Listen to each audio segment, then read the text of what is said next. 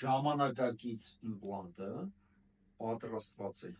տիտանից, դա մետաղի անվանումն է, որը այստեղ կապույտ գույնի է, ունի իր գլխիկը, որը անվանում է abutment, եւ բուն պսակը, որը պատրաստում է օրթոպեդը, արդեն իմպլանտացիայից հետո։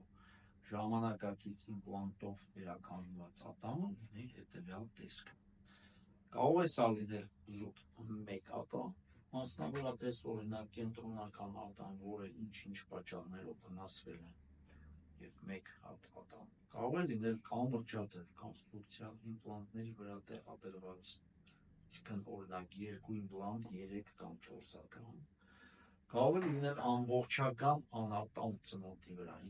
4 իմպլանտ եւ կամարաձև կոնստրուկցիայով հավաքվող ատամնաշար, կարող է լինել 6 իմպլանտ ամբողջական ծնոտի ատամնաշարը վերականգնելու համար։ Այս բոլոր մեթոդները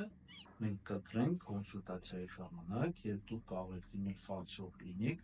եւ մեր մասնագետները կկատարեն կոնսուլտացիա եւ կընտրեն ձեր համար ամենաադեկվատ եւ կիրառելի տարբերակ։